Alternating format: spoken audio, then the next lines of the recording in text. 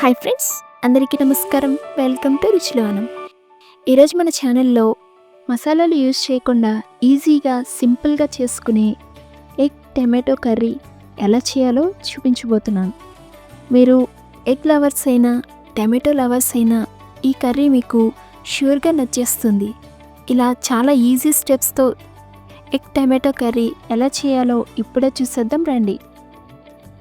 ముందుగా ఈ egg tomato curry కోసం ఎగ్స్ని 10 నిమిషాల వరకు ఉడికించుకోవాలి.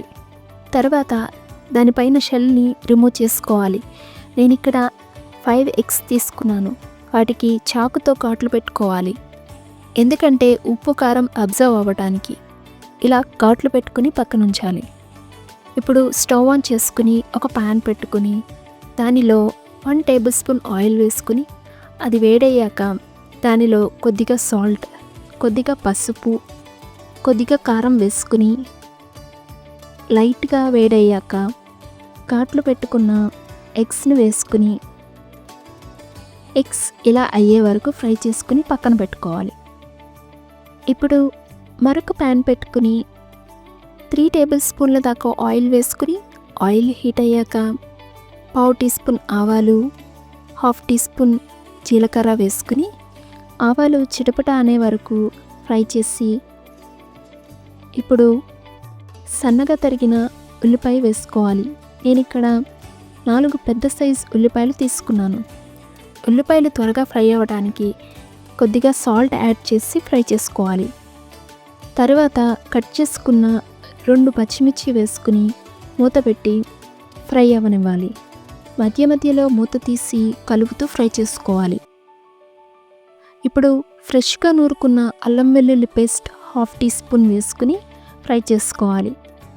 ఉల్లిపాయలు ఖచ్చితంగా ఈ రంగులోకి వచ్చే వరకు ఫ్రై చేసుకోవాలి.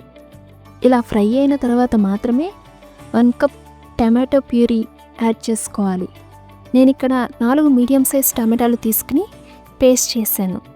అది బాగా కలిపి మళ్ళీ మూత పెట్టి ఫ్లేమ్ని హైలో ఉంచి ఫ్రై అవ్వనివ్వాలి. ఇలా టమాటోల నుంచి పచ్చివాసన పోయే వరకు ఫ్రై చేసుకోవాలి.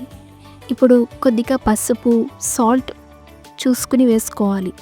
తరువాత 1.5 టీ స్పూన్ కారం వేసుకుని అన్నీ బాగా కలిసేలా కలుపుతూ 1 నిమిషం వరకు ఫ్రై చేసుకోవాలి. ఇలా ఫ్రై అయ్యాక ఒక 1/2 కప్ వాటర్ పోసుకుని ఒకసారి కలుపుకొని ఉడకనివ్వాలి. ఇలా బబుల్స్ వచ్చేటప్పుడు ఫ్రై చేసుకున్న ఎగ్స్ వేసుకుని ఒకసారి కలిపి మూత పెట్టి ఫ్లేమ్ని మీడియంలో ఉంచి ఉడికించుకోవాలి. మధ్య మధ్యలో కలుపుతూ ఉడికించాలి.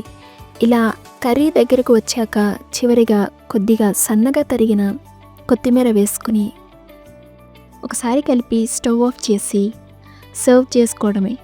అంతేనండి, simple egg tomato curry ready. ఎటువంటి మసాలాలు యూజ్ చేయకపోయినా కమ్మగా ఉంటుంది. ఈ కర్రీని చపాతీలోకైనా, వైట్ రైస్లోకైనా, పుల్కాలోకైనా పర్ఫెక్ట్గా ఉంటుంది. మీరు కూడా ట్రై చేయండి. కమెంట్స్లో షేర్ చేయండి. వీడియో నచ్చితే లైక్ చేయండి. మీ ఫ్రెండ్స్ అండ్ ఫ్యామిలీతో షేర్ చేయండి. ఇంకా రుచిలవనం ఛానల్ని సబ్స్క్రైబ్ చేయడం మర్చిపోకండి. మళ్ళీ ఇంకొక సింపుల్ అండ్ ఈజీ రెసిపీతో కలుద్దాం.